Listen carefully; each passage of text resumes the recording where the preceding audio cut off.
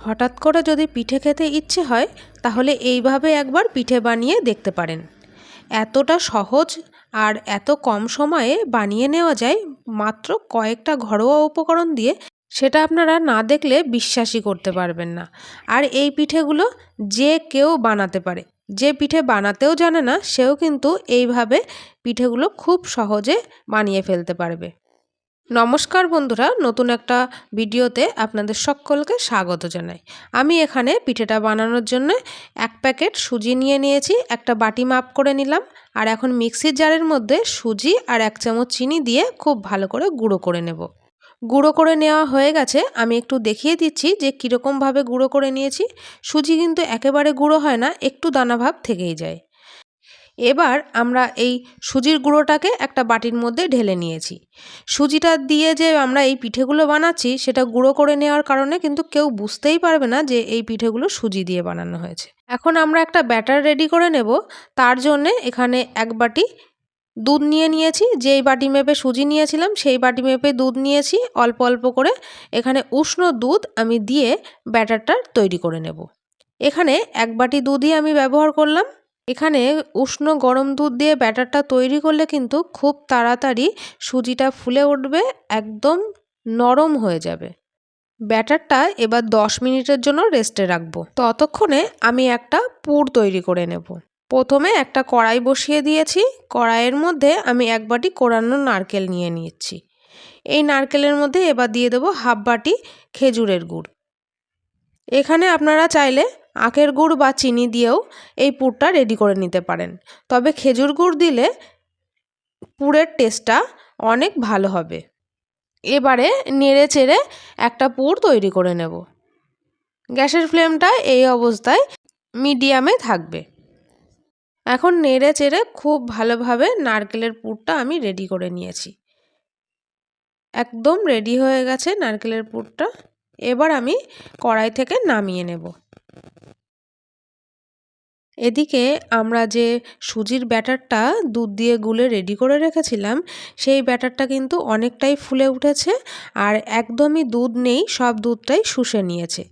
এই পর্যায়ে আমি দিয়ে দেব ব্যাটারের মধ্যে স্বাদ অনুযায়ী লবণ আর 1 চামচ বেকিং পাউডার। এখানে কিন্তু বেকিং সোডা দিলে হবে না, বেকিং পাউডারই দিতে হবে। আর এই বেকিং পাউডারের ওপরে আমি দিয়ে দিলাম 1 চামচ জল। এখন এই উপকরণগুলো ব্যাটারের সাথে খুব ভালোভাবে মিশিয়ে নিতে হবে। 2 থেকে 3 মিনিটের মতো এই মেশানোর কাজটা করতে হবে। তাহলে দেখা যাবে আস্তে আস্তে ব্যাটারটা এক্কেবারে ফ্লাপি হয়ে যাচ্ছে। আর এরকম ব্যাটার তৈরি করলে পিঠেগুলো কিন্তু খুব সুন্দর হবে। আর আমার এখানে ব্যাটারটা পুরোপুরি রেডি হয়ে গেছে। ব্যাটারটা এখন এক সাইডে সরিয়ে রেখে আমি এরকম একটা আপ্পাম মোল্ড নিয়ে নিয়েছি। এই মোল্ডের মধ্যে আমি একটা ব্রাশের সাহায্যে খুব ভালোভাবে করে সাদা তেল মাখিয়ে নিচ্ছি। আপনারা চাইলে কিন্তু এখানে ঘি ব্রাশ করেও নিতে পারেন, তবে আমি এখানে ঘি নিচ্ছি না, আমি এখানে সাদা তেল দিয়ে দিলাম।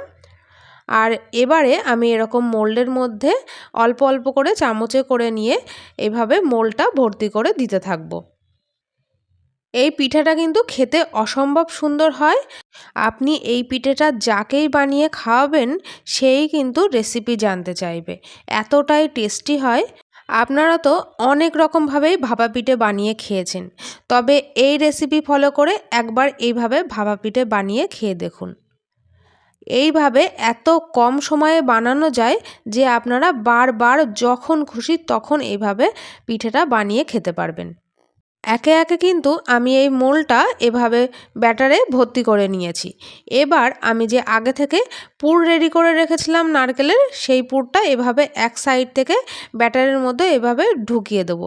একটু দলা মতো করে নিয়েই আমি এইভাবে এক সাইড থেকে ঢুকিয়ে দিচ্ছি। দেখুন কত সহজ পিঠেটা বানানো।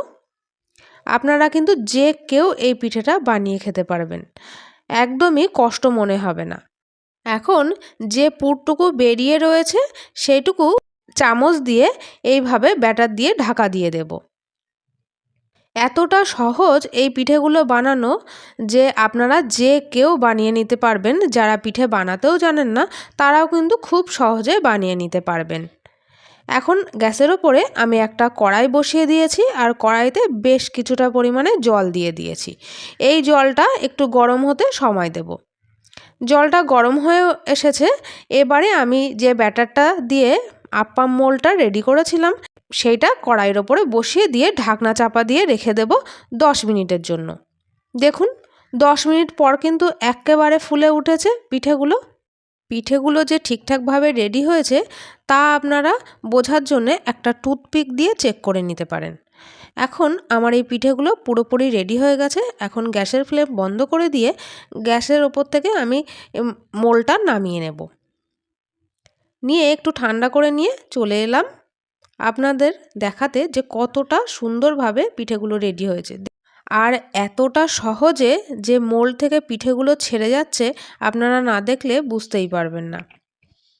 পিঠেগুলো কিন্তু সাথে সাথে গরম অবস্থায় এভাবে ছাড়াতে যাবেন না, তাহলে ভেঙে যেতে পারে। একটু ঠান্ডা করে নিয়ে পিঠেগুলো এভাবে তুলে নিতে হবে। আর আমি একটা প্লেটে সাজিয়েও নিয়েছি। দেখতে দেখুন কতটা সুন্দর লাগছে, একদম মনে হচ্ছে রসগোল্লার মতো। আমি একটা পিঠে আপনাদেরকে ভেঙেও দেখাচ্ছি যে কতটা সুন্দর হয়েছে ভেতর থেকে, একেবারে সফট হয়েছে। আর এই পুর দিয়ে মুখে ভরলেই কিন্তু একদম প্রাণটা জুড়িয়ে যাবে। তাহলে বন্ধুরা আপনারাও বাড়িতে ট্রাই করে আমাকে একটা ছোট্ট কমেন্ট করে জানাতে ভুলবেন না। আজ তাহলে এই পর্যন্ত, ধন্যবাদ।